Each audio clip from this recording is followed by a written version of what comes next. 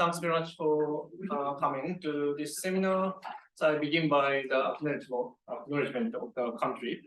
We acknowledge the traditional owners and their custodianship of the lands on which we meet today and pay our respects to their ancestors and their descendants. Yeah. So this is the seminar for those people who have successfully received the funding from the CSIRO-UQ collaborative funding. So this funding is to facilitate the collaboration between CSIRO and UQ, especially those people working on environmental sciences, those including at CBCS, and those are especially targeted at research on coastal, marine, environmental things. So there are lots of marine coastal talks today, and we have 4 presenters today, which will give a very short presentation on their progress and future plans of their research. And the final presenter, Alice, is not here today, so there are some slides from her presentation. So I might be able to quickly go through those slides by myself, but hopefully it works. Anyway, yep, great. That's it. Is there anything from Daniel? No. So if everyone's ready, Shantala is the first speaker, so please go ahead. Thank you. Hey everyone, I'm Shantala and I'm taking a PhD in saltmarsh restoration with Professors Jonathan Rhodes and Cottrell. The first 2 chapters of my project are looking at the recovery of ecosystem functions in restored salt marshes. And today I'll be talking about the fieldwork component enabled by the CBCS and CSIRO grant. This fieldwork will start next year. So the term ecosystem function is used quite loosely and often interchangeably with ecosystem process and ecosystem service. Ecosystem, I'm using the definition, of an attribute related to the performance of an ecosystem that is the consequence of one or more ecosystem processes. Whereas services are the benefits people obtain from ecosystems. Functions underpin services, but may have other values, whether or not they benefit people.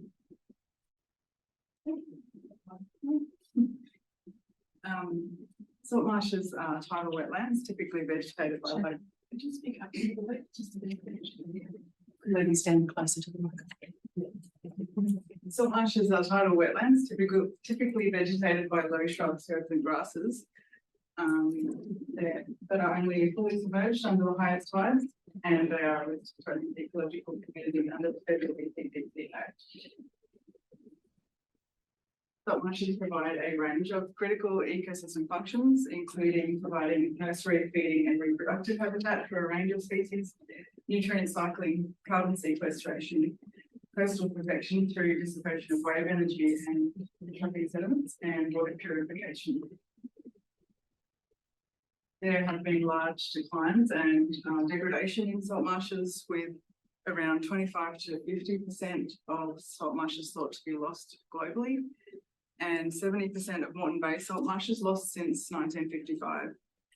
This has been due to activities such as reclamation, drainage for agricultural, industrial and urban uses, eutrophication, and limited sediment supply in many places due to hydrological changes. They face further threats from sea level rise and climate change and coastal squeeze in many areas, which prevents them from migrating landward. Despite increasing efforts to restore salt marshes, the benefits are not well understood, particularly in Australia, with most salt marsh research undertaken in Europe and North America. Monitoring of coastal restoration projects is often short-term, using simple metrics such as area and survival, and not often measuring ecosystem functions. So the research questions for this project are: how do ecosystem functions change over time in restored Australian subtropical salt marshes, and what factors influence recovery? I also have some secondary research questions relating to the next chapter, which is looking at the underground microbiome. So these are, does colonisation of plant roots with mycorrhizal fungi vary between restored and natural salt marsh sites? And how does colonisation change over time in restored salt marshes? So to address these questions, I will be using a chronosequence or space for time substitution approach, which involves studying a number of sites of different ages and inferring temporal changes. These are the sites I have identified so far and the distribution of site ages in the top right. I have around 30 restoration sites around Southeast Queensland and Northern New South Wales, and I will identify natural reference sites as well as control sites representing pre-restored degraded land uses. Information for each site will be collected on a number of variables, including restoration age and approach, previous land use, geomorphology, vegetation type, elevation range, and to look at the influence of connectivity and potential interactions with other coastal ecosystems. I will look at proximity to surrounding saltmarsh and as well as mangroves, seagrass and shellfish reefs. So for ecological functions, I will be focusing on habitat provision and utilisation through acoustic monitoring for bats, pitfall trapping for ground dwelling invertebrates, and monitoring abundance of crab poles, bivalves and gastropods. As well as biodiversity metrics, I plan on using functional trait-based approaches, which involve looking at assessing the diversity of functional traits, which in this context are characteristics of organisms that influence ecosystem functioning. It may also look at functional groups, which are groups of species sharing similar traits. An example of a trait I might be interested in would be feeding mode, which may influence productivity, decomposition, and nutrient cycling functions. So for biogeochemical functions, I will be looking at decomposition through teabag experiments, which involve varying 2 types of teabag for around 90 days and then measuring changes in the tea weight, the weight of the tea. Productivity through looking at the background biomass and measuring soil organic matter, carbon and nitrogen content through soil pores. I will measure any sediment accretion using erosion pins, marker horizons or mesh, and possibly lead-210 dating, which estimates rates of historical accretion. To look at secondary research questions around the underground microbiome, I will collect some saltmarsh root samples and measure rates of colonisation of saltmarsh roots with mycorrhizal fungi and compare those between healthy reference sites and the restoration sites, and also look for any changes across the restoration chronosequence. So this project seeks to help quantify the restoration benefits of saltmarsh restoration, including in the context of offsetting and environmental economic accounting. It may inform restoration design, for example, where relationships are established between how restoration is undertaken and specific functions. It may also inform prioritizations when, for example, where specific functions are targeted in restoration objectives. Thank you. And if any of you have students or know anybody keen to do some field work, I would love to hear from them. Thank you. Thank you.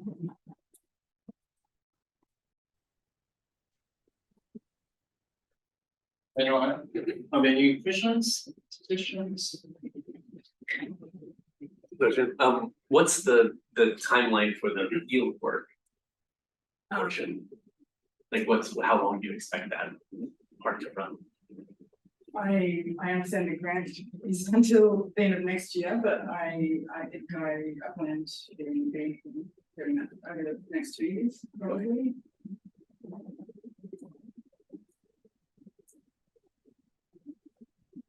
I think your fieldwork is very wide ranging, covering from what acoustic monitoring to invertebrates, crab balls and so on. So do you work with any experts in part experts? Not yet. Valerie Hagar does. She's been advising me on the Anabat side of things, and I'll be continuing to talk to her. I was I've started talking to some people working in Adelaide, Sabine Dittman, who I haven't established a relationship working with her yet, but I at a conference last week was talking to her about the functional rate approaches and also approaches for monitoring.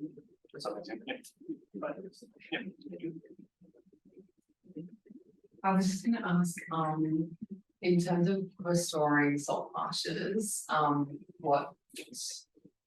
how do you restore a salt marsh? Do you like plant individual? Like, is it a active restoration or passive restoration?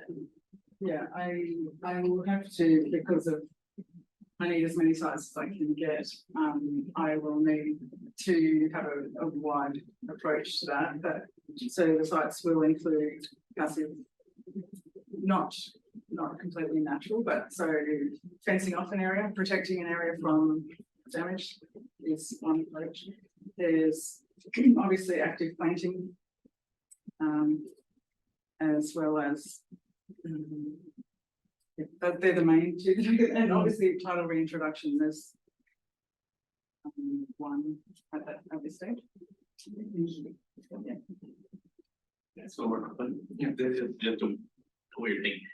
The distribution of time since restoration for the sites looked like it was like a normal distribution. That's like just a few that were recent and a few that were right and a lot in the middle. And I was just curious, was there like a bunch of restoration that was done for some reason 5 to 10 years ago and we were not doing it straight, or that's a choice that you were making in terms of the sites? No, it wasn't a deliberate choice at all. Yeah. And that's still being worked out. That's a bit indicative at the moment. I'm still clarifying some details around the number of the sites, and but no, that definitely wasn't deliberate. I don't know if there was a boom a few years ago, but Probably permitting.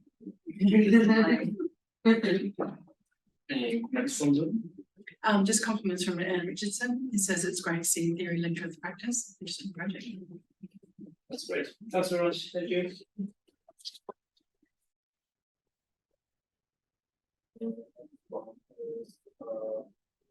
Cool.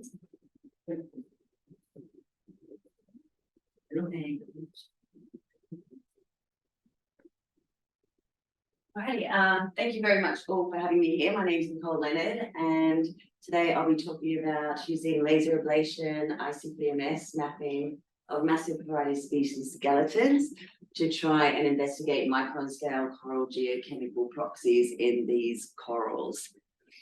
So our collaborator from CSIRO is Jerry Croswell, and he's involved with doing massive kind of coastal scale modeling of these kind of processes. So we're kind of going to try and go from micron scale to like Great Barrier Reef scale is the plan in the end. So a lot of people don't know that we exist, but we are the radiogenic isotope facility, and we are in the lovely Richards building. It's an ultra clean lab, and we house a number of state-of-the-art instruments. So we have 2 multi-collector ICP-MSs. We do a range of isotope measuring on that. We have 2 ICAP quadrupole ICP-MSs, 2 resolution laser systems, and then a newly installed element XR sector field and ICP-MS as well. So we can do a range of analysis. If anyone needs, you can always contact us, and we do a whole range of environmental kind of work within our lab. And so this was something that I'd started during my PhD a few years ago, and it's based in the Franklin Islands, which is just south of Cairns. And so, there's the mouth of the Russell Mulgrave River, sorry, and we've got High Island, Russell Island, and Sudbury Cay, which is a mid-shelf reef. So we've got this transect of water gradients going across from the coast. And we went down, we dove, we pneumatically cored these corals, and then we obviously slabbed them. These are the 4 cores that I worked on during my PhD. And traditionally, this is under UV light, so every one of these lines is an annual growth band in the corals. So that gives us a chronology of when we can line these measurements up. And so I did some overlapping time between 2001 and 2000 between all the cores and had a look at that specifically, and then was looking at changes. But as you can see with these little drill marks here, this is actually from physically micro drilling the coral, doing solution work. So this is a very time consuming process. And if you want to go back in history, some of these cores go back almost 100 years. You'd need another 3 PhDs to probably get that amount of information from all those cores. So laser ablation has the potential to do this more rapidly, which is the aim of doing this work here. So this is the results of the solution geochemistry, and I'll just talk about a couple. Normally with corals, we use barium calcium as an indicator of water quality, and we also use strontium calcium as an indicator of temperature. So these are some of the two main ones that have traditionally been used to reconstruct these things in coastal regions all up and down the Great Barrier Reef. And also I, in my PhD, use rare earth elements. The main reason barium is an issue is because a number of studies have found that we always get these non-river connected barium peaks, and so that kind of puts into question whether that's an actual useful geochemical proxy, because if it's giving us anomalous peaks that we don't know where they're coming from, then we're not getting a reliable record back in history compared to our rainfall patterns, which we can have observations for now. And so this happened also at my mid-shelf site. We have these seasonal kind of barium peaks that aren't co-occurring with rainfall, and so we think that's an upwelling signal. But the thing is, we don't actually 100% understand how and where these trace elements are getting incorporated into the coral skeleton. So this is where this work is coming into play, hopefully. So we have this site, this yellow site, FRI 12.1, which is this core here, which had really chaotic kind of geochemical signals from solution. And this site here was less than 500 meters away. And just having a look at the difference between these two sites, this is what 12.1 looked like, and this is what 12.3 looked like. So for this laser ablation work, we're going to look at the finer scale geochemical signals in these two corals that we collected from these to try and work out what's the difference, because this gets too messy when we're trying to drill at micro scale, because it's just physically not possible. So what we do is, here's part of the coral core, and this is in a sample cell which is about 10 centimeters by 5 centimeters wide, and that's a couple of standards that we're putting in to do our calibration. It then goes into the sample cell, it's just slotted inside. This is the laser ablation system, so the laser beam shoots down here, and then we measure on this ICAP quadrupole ICP-MS. So I started off doing the testing for this work on 8 micron squares, so tiny squares of mapping, and we get something that looks like this. So this is for the scale. This is the area that I managed to ablate in 2 days. This is the microscope view of a Porites coral, and so the whole length of this is about 2 millimeters or something like that. And so in the first test run, we were having a look at how to establish the protocols for doing this. It's not really being done a lot before, looking at this micro scale kind of patterns in these Porites cores. And so we can see here with barium that we've got this increasing peak here that's occurring, but with strontium, it looks awful because these numbers here. So on the ICP-MS, we have analog reading mode and ion counting mode, and if the concentrations in the coral get too high, we jump to a less reliable counting mode. And so this is why we've got to play with the parameters and do a number of test runs before we actually get this going along the whole core. So on the second test day, this is just an extension of that barium again. So everything looks fine there. We've got this peak in barium continuing, but then it dies off again. So we're taking that as a sudden pulse of reduced water quality or a flood plume coming through, but it may have only been a day or two. Like, that's how fine this kind of measurement is. Normally we're looking at monthly resolution. This may be a day's worth of rainfall coming out. So this is the plan. And we also switched to strontium 88 because that isotope is only 10% of the value of strontium 88, 86 is only 10%. And so we can then get into our counting levels that are appropriate for our instrumentation. The only problem we're seeing here at the moment is if you look on this microscope image, you can see all these crosshair kind of lines, and that's actually where we have tried to polish the surface of the coral, but unfortunately it's not being made smooth enough by the 8 micron beam is actually picking up those same crisscross marks. So there's still a lot of work to do in the next year to try and get this up and running and more efficient. But we've ordered a few things to make this possible. So we've got to order a specialty glass plate polisher, which will then get the surface super smooth. So then we'll be able to pick up even more of this signal. We're waiting for a new standard from the US Geological Society, which is more matrix matched to our coral. Excuse me. We're also going to map smaller 5 micron detailed maps. So we'll try and get into seeing some of the actual physical microstructures within the aragonite skeleton. And then we're going to start scaling that up so we can understand how the micron scale stuff looks compared to the wider 200 micron to larger kind of trace element assessments, so that we can apply this to longer cores over longer times and just do a single transect up and get really long, high resolution records of water temperature and water quality from different cores along the coast of Australia. And so then as an ultimate test, we'll compare our laser data against solution geochemistry data, which is already being done. And then we want to try and develop this into a way that we can start modeling historical water quality and sea surface temperature on the thousands of coral cores that are available in collections both here and in Ames, that doing traditional solution geochemistry on is just too time consuming for.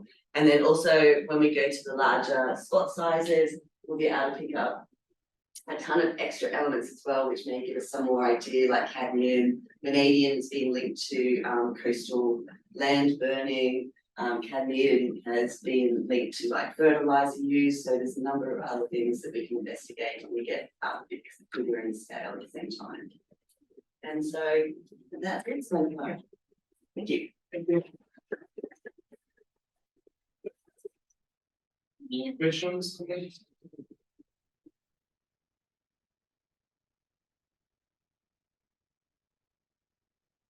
Do you have any ideas about some of the questions you might like to ask, more from like processes, or because I guess a lot of what you've spoken about is about like the technical challenges and what you're going to do to address those technical challenges. But are there any sort of like broader questions that you have in mind that you might be interested in asking if you were, say, able to apply this method to all of these different available coral samples? Yeah, so my ultimate goal since my PhD and also working in the lab is that we want to create a way where we can look back at past environmental changes to the landscape and also more recent management strategies. And by measuring these geochemical markers in corals, we can go back to pre-monitoring times.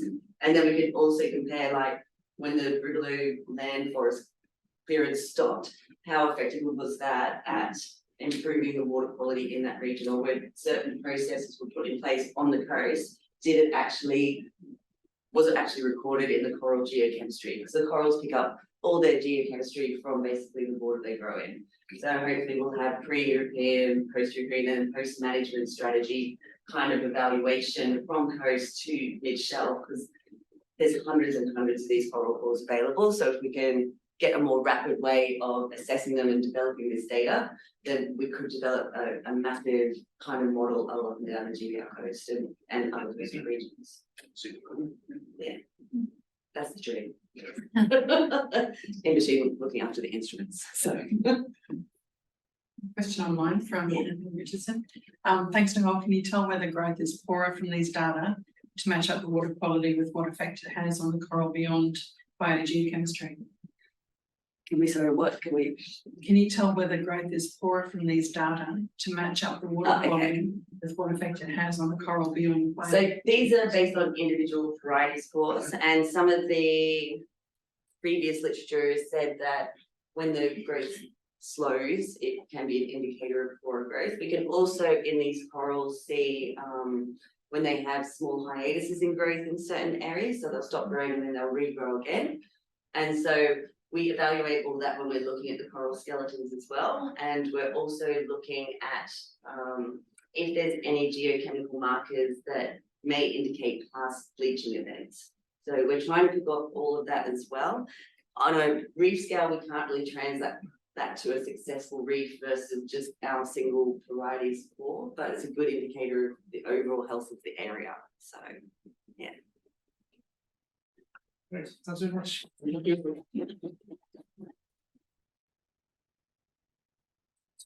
Justine. Yeah, I like to sit down if that's all right with you. Right, so this is work that I'm doing with my PhD student Rose Foster, who unfortunately can't be here today, and we're working with Megan Saunders and Maria Bozzo from CSIRO, and we're looking at legal permitting processes for multi-habitat restoration in the marine space. So the funding that we've gotten through the CSIRO scheme has really helpfully given Rose a 3-month extension on her PhD, which will allow us to really dig into some of this stuff, which is pretty complicated. Because it's a kind of an extension of her PhD, it is work that's going to be ongoing really for the next couple of years. So we're in the early stages of what we're doing in the multi-habitat space. So I'm just going to talk a bit about the work that it builds on and where we're at with the multi-habitat stuff today. And I'll look at Rose's notes for that because she knows more about it than I do. So as I'm sure a lot of you know, current legal permitting processes for restoration are not supportive of being able to do restoration. So Rose and I undertook some interviews back in 2020, I think it was now. It took us a couple of years to write this up. And we interviewed quite a few different people working in the restoration space, in NGOs, in government, around a whole range of things related to wetlands in particular. And the problems with restoration permitting constantly came up in the interviews. So the practitioners we spoke to were saying that there are big gaps in current legislative frameworks. So there's no direct laws for restoration. There's no permits for restoration that you apply for. You have to engage with the development assessment process. You have to apply for development approvals. You're applying for the same sorts of approvals as somebody who wants to do something that actively harms the environment. There's a lack of prioritization of restoration, so you also join the same queue with these people and you end up in a process that can take years, can cost thousands of dollars, and ultimately your applications are assessed by people that don't understand what you're doing. They're people that are used to dealing with harmful activities and they don't understand you're trying to actively do something good for the environment. So this led us to do a bit of work with the Nature Conservancy in 2021, along with our other collaborator, Nikki Shumway. And we really dug into this issue in a bit more detail around permitting for restoration. And we looked particularly at oyster reef permitting. And this is a bit of a graph Nikki came up with as to what it would look like to go through the permitting process to do oyster reef restoration in Queensland. So there's quite a few different permits that you need. You'll need things around development, marine plants, fisheries, marine parks, there might be native title, you'll need land access, you might need something around dredging, if it's near a port, you need port approvals, you need biosecurity stuff when you're doing oyster reefs. So the list goes on, and it is something that's really costly and really time consuming. So Nikki and Rose and I decided to look at this again in a bit more detail earlier this year, because whenever we'd say to people in restoration, oh, we're doing this work on permitting, they'd say, oh, I'm going to tell you this story. So we decided to interview a group of restoration practitioners, mainly just to capture their stories, because they're good stories and we really thought it would be of value to get them down on paper. So we interviewed 8 practitioners, and we tried to cover a range of different habitats. And it's not captured in this diagram, but we also got a range of jurisdictions across Australia. So we've got a couple of reconstruction of tidal flow, revegetation, in-stream fish habitats, some oyster reef, and some seagrass restoration.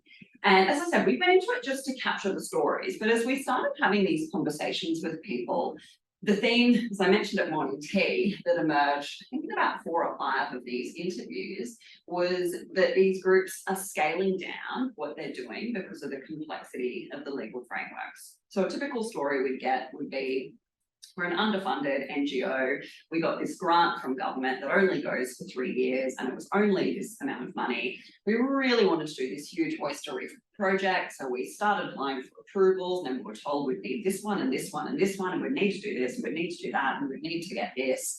And suddenly we're 2 years through the project, there's nothing on the ground, we've spent all our money, so we just had to quickly scale it down to something we could get done. Or one of the revegetation ones, they said, oh, there was this great site with all this existing mangrove coverage, and we wanted to restore that and get the benefits of connectivity. But then we would have needed to get a permit to interfere with marine plants, and we didn't have time to do that. And there was another part of the site that had no vegetation on it, which isn't great from an ecological perspective, but we didn't need to get permits. So that's where we put our effort. So we just saw so many variations of that story. And the other big thing that came out in a lot of these, particularly the ones out in the water, like the oyster reefs, is governments, if you actually manage to get through the approval process, governments putting conditions on your project requiring you to accept liability in perpetuity for the structures. So if a boater rams their boat to the oyster reefs, it would be the restoration practitioner paying for that, not the government. And that's something that's going to have a real chilling effect on future restorative interventions, because groups just cannot keep taking on this liability. Yeah, and this is also from the paper that I mentioned at morning tea. So that's your process for getting permits. It looks pretty straightforward, but these are all the dramas that might arise during it. And these are all the points where you might need to go back to square one. So what we're looking at under this particular project, and this will be a chapter of Rose's thesis, is we're looking at expanding out this permitting problem, which, as I've just said, is already a massive problem in single ecosystems, to the multi-habitat context. So there's a lot of work going on around the idea of multi-habitat restoration, and our collaborator Maria Bozzo published a fantastic paper earlier this year where she made the point that multi-habitat restoration improves outcomes and yields co-benefits. So rather than just focusing on seagrass or just oyster reefs, you're looking at things that are more of a landscape, seascape scale, looking at the interactions between ecosystems and making sure you're restoring in a way that enhances those interactions and isn't hindering them. So what we did for this project, and as I said, we're sort of in the early days of it. So Maria put together some data for us, and we said to her, let's say hypothetically, we've got unlimited money. You tell us, like, best thing we could possibly do in Moreton Bay. You throw the kitchen sink at it, all the different restorative interventions that we could do to get synergy, and then we're going to work through the permitting landscape and see what that would look like. So this is what she came up with, and there was a lot, she had a big wish list. So we're focusing particularly on cluster D, which is this little spot here near Stradbroke Island in Jarrah. And this is what Rose has come up with so far in terms of the permitting. So this shows the permits that would be required just for this tiny little cluster there. These would be the permits that you would need. So we'd be looking at restoring seagrass, oyster reefs, mangroves, and salt marsh. You can see at the top there all of these different legislative regimes. If it's green, it means that you probably don't need a permit under that piece of legislation. If it's red, a permit will be required, which will often require a full impact assessment. And if it's yellow, it means a permit may not be required if you undertake the project in a particular way, such that it complies with the agency's requirements. So for example, there might be an accepted development code whereby if you carry out your project in this particular way, then you can go ahead and do it. So yeah, we still haven't finished this analysis yet, but what you can see here is that there's an extraordinary amount of permits that you need to get. These aren't necessarily going to be streamlined because we haven't really even thought about specific development pathways for restoration, let alone multi-habitat restoration. So chances are you're going to be applying for, several different marine parks permits, several different planning permits for these different habitats. And, again, whoever is looking at it doesn't have that experience in restoration, and particularly doesn't have that experience in how these ecosystems interact. So yeah, what will be the outcome of this will be really unpacking what the permitting landscape looks like, and then being able to come up with recommendations as to what policymakers need to be thinking about to pave the way for this kind of work to happen. Because as I mentioned before, at UT, we've got these really ambitious targets at the global level. We've got the 30% of degraded areas under effective restoration by 2030, the other 30 by 30 target. We've got this push in Australia to go nature positive, and I think that's going to be really difficult with this legal landscape that we've got at the moment. Yeah, so thank you very much.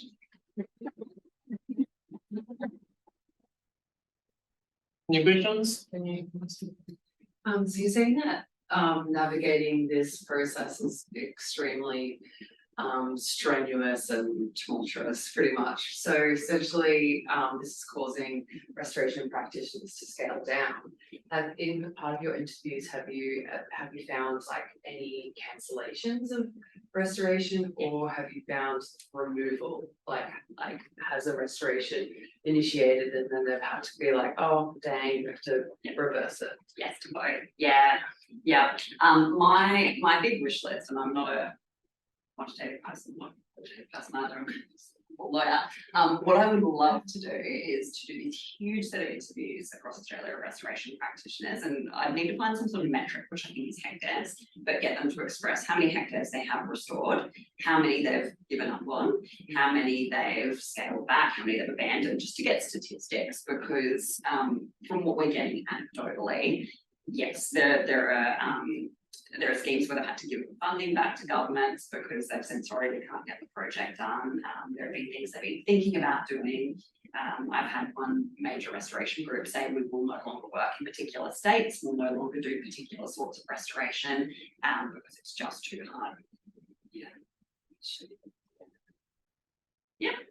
Yeah, really interesting. I'm just wondering, because I mean, like a lot of these policies, while they create like a really difficult landscape for maybe these NGOs to work in, I guess they've also been implemented in the first place to kind of like safeguard against certain practices. So what's your kind of impression in terms of the extent that they could be scaled back in a way that still preserves those while streamlining the process? Is most of it just all of this red tape, or is a lot of it actually valuable stuff? Yeah, it's a good point, and I think every single person we've spoken to has said we acknowledge the need for some control. You know, we can't just let people do whatever they want because that's going to be anarchy.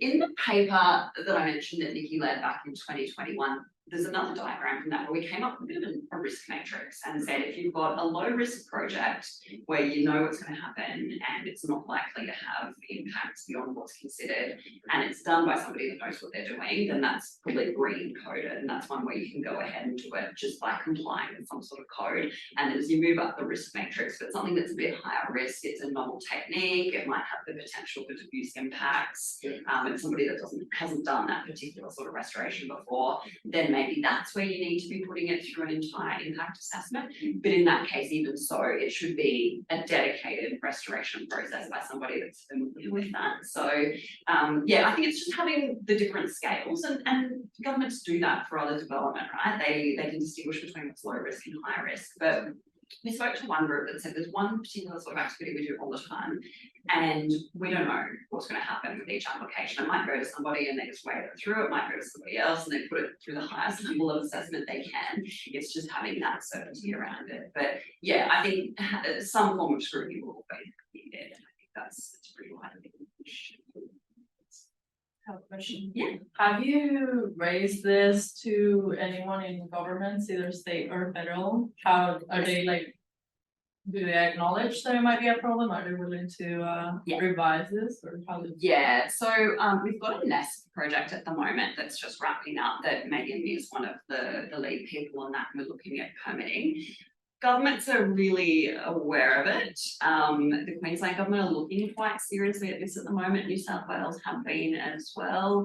I really think there needs to be federal leadership, because I think, you know, we've got all these things happening like the nature of pet market, and you really need the ability to do these things on the ground fixed up before you can have something like the nature of pet market. So so yeah, we'll be talking a lot to governments through the nest front. There is some momentum happening, but yeah, we'll see what happens. Yes, at least providing that kind of flow chart. Yeah. To each, I'm not sure one. Yeah, that kind of flow chart might be helpful. Yeah, I hope so, yeah. And I'll send Kate the details to send the latest paper around today as well, so.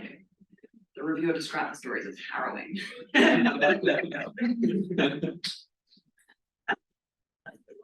Yes. Question. I don't run into this, but with often with grants and stuff that people apply for these projects, there's often a really short notification time and then a really long lag time before you know whether you've got the grant or not. And then the government expects the grant done, Yes. done and finished by a certain period of time. Yes. Is there a space for negotiation where that, if they understand that these processes take a year to get approved, that they can extend out those kind of projects? Yeah, I think so. And so in the NEST report, we've been through all the different ideas of what sorting this out might look like. And some of kind of those low hanging fruit levers to get things done. One of them I think is longer funding timeframes, but also building into the funding the amount of money that it costs to get these permits. It's not just permitting fees and government fees, it's personnel. It's like somebody quantified, this was me full time for 3 months working on these permits, that kind of thing. So yeah, that's I think one of the low hanging fruit options. Everybody wants to talk permits, right?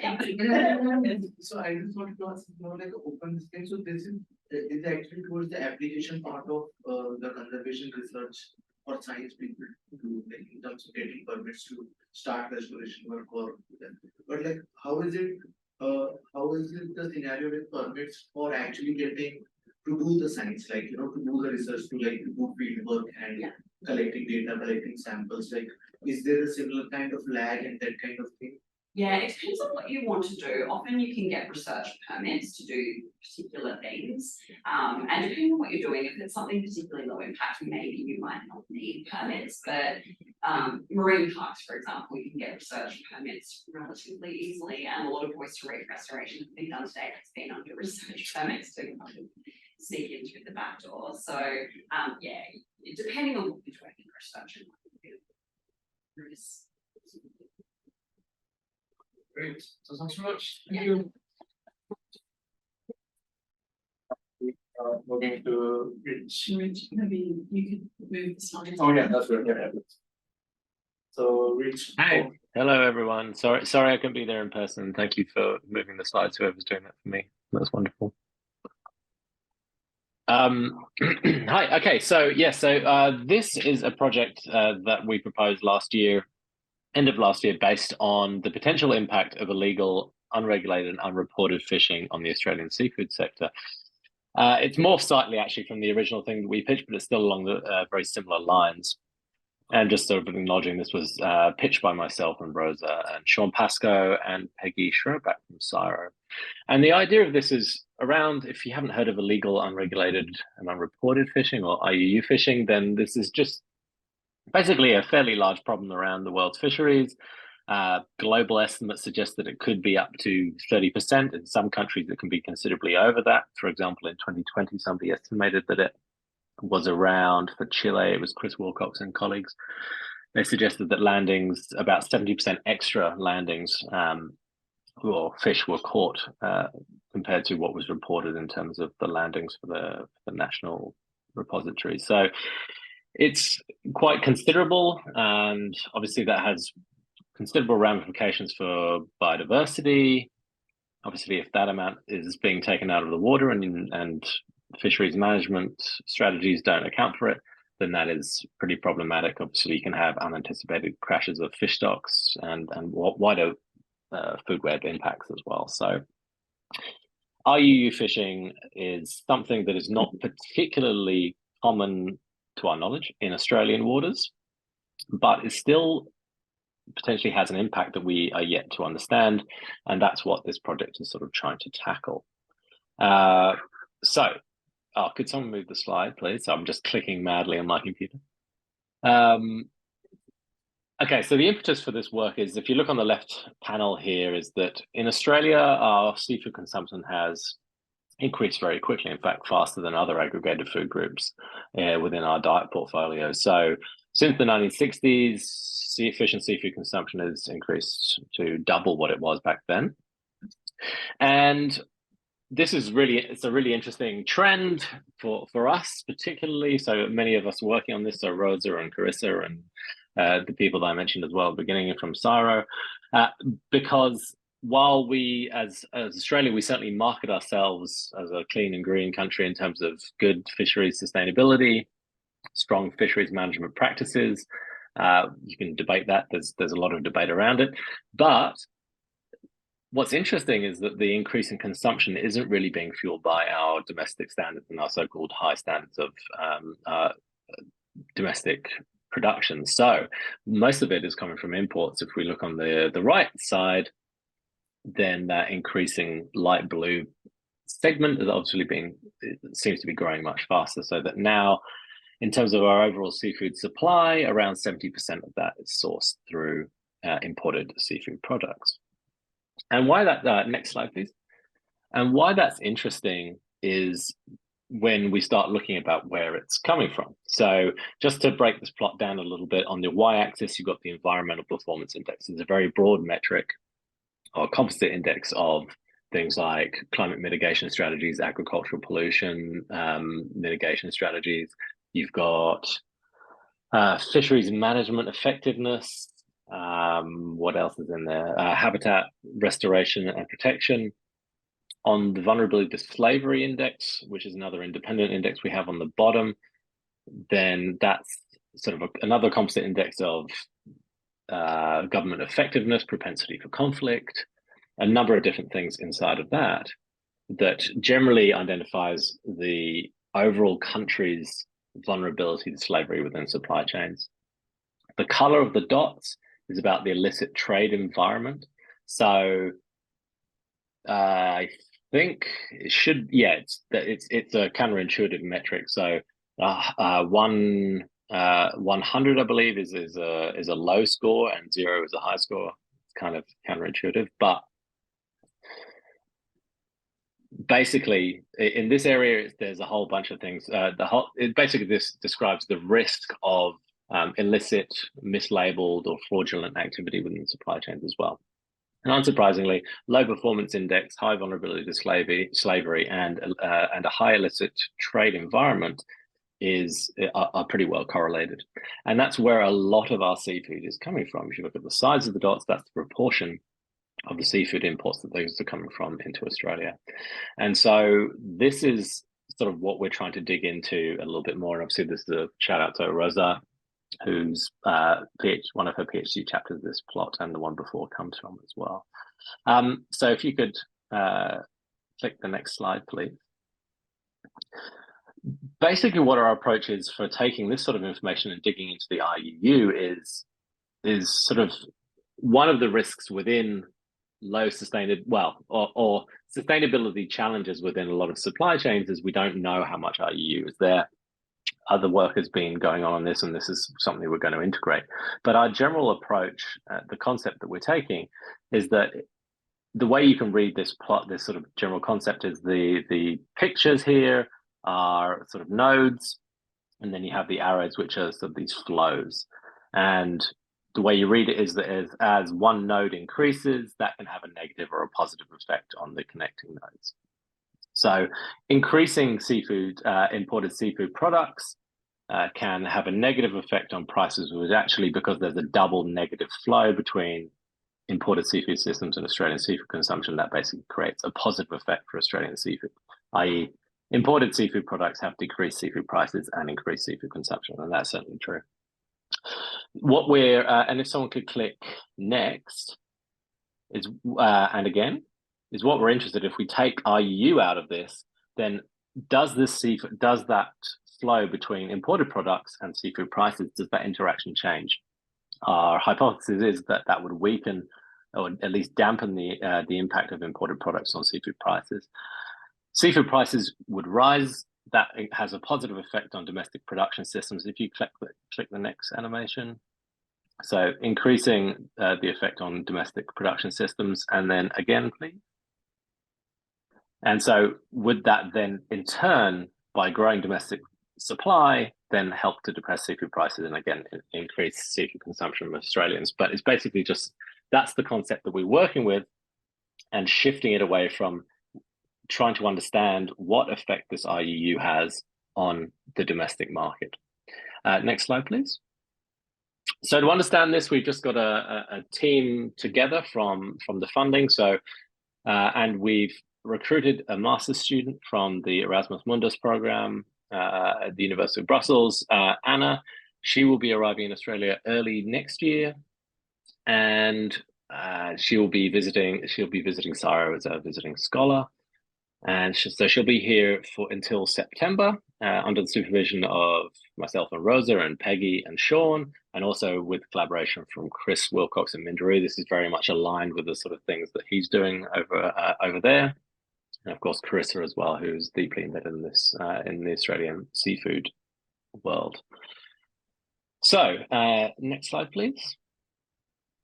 It's actually a very, very simple project, and that's why we liked it for a master's student as well. It just seemed like there was something very doable and a lot of things that we could lever and pull together. So it's basically a large synthesis. There are already stuff that Sean, Peggy, and others at CSIRO have been working on, our estimates of IUU catch inside most of the fisheries of our trade partners. So that's positive. Around the Indo-Pacific region, they've got estimates now.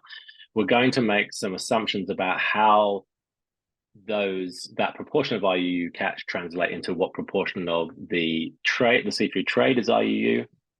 That we could either suggest that, well, say 20% of a particular country's seafood catch is IUU, then we assume 20% of the trade is. But even if that's not the case, then it's possibly 20% more seafood that would be there if IUU wasn't supplying somewhere else. So we combine all those sort of things with price interactions, which is something that Sean and Peggy have been working on in Australia, trying to understand how imported products have an effect on the prices of domestic products. We also have information on some of the price elasticities, so what those change in prices mean for the demand of those products as well. And so by joining all this sort of thing, all of these data sources together, we can try and have we can try and create quite a simple idea of what effect IUU is having on domestic seafood. And maybe there's something we can do in terms of populating a network model and trying to understand how those price changes in demand for domestic products and how that would change under removing IUU would then feed back into the sector and create a more circular feedback mechanism. But anyway, next slide, please. The reason that the funds from the CSIRO-UQ program have been really useful is that the one thing we're planning on doing is using that money to help provide training for Anna for using R and some of the more reproducible code training.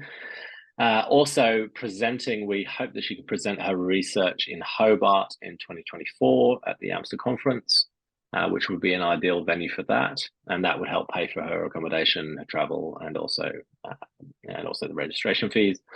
And ideally, if there's any funding left after that, what we're planning on doing is using this information to create an open access publication, and so that all of the code and everything is available and widely accessible. And that's really it. That's sort of a lowdown of, it's all going to kick off in early 2024. Anna's already putting together her thesis template, and that will be it will be wrapped up by around September 2024. So that's it. Thank you. Thank you. Good questions. One, but this is for everybody, not just for Rich, but for all the presenters. So the main concept behind the whole program was the interactions with CSIRO and feeding into CSIRO sort of core objectives, right? Their prioritized objectives. And I'm just curious if any of you want to talk to whether you feel like those interactions, the depth of the interactions with CSIRO and the degree to which your projects you feel are can directly be attributed to their objectives. I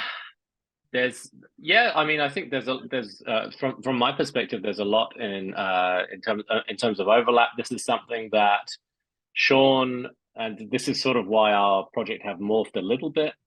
is that Sean and Chris Wilcox from Minderoo had already planned on doing some work on this and just hadn't had the bandwidth to do it. And this is something that we independently arrived on, had engaged Sean and Peggy, both Rosa and myself, to sort of be the economics influence on the project, because obviously the economics plays an important role in this, and a sort of conversion. So I think this is really catalyzing a faster movement in this space for them than it would have done otherwise. And so I think it's a very positive outcome for both parties.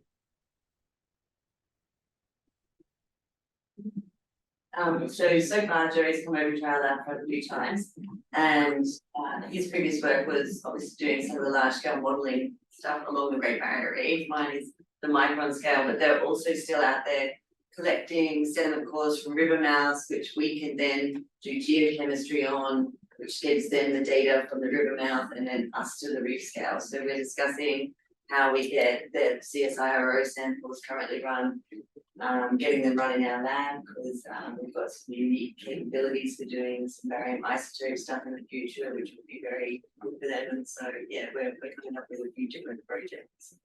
So you think it's kind of like seeding a whole bunch of new things? Yeah, definitely. Chantal, any thoughts? Still a work in progress. I'm still discussing with Maria, but she's obviously more interested in the interactions between her systems. At the moment, I'm looking at the observation, whether that makes a difference to the and yeah, still discussing with her if we might incorporate that in other ways. Thank you. That's great. Yep, after there's actually another grant recipient who is Alice, but hopefully she will have some chance in the future to present her own research. Great, so I'd like to thank all the presenters today and also everyone here for coming to this seminar. Thank you very much. Thank you.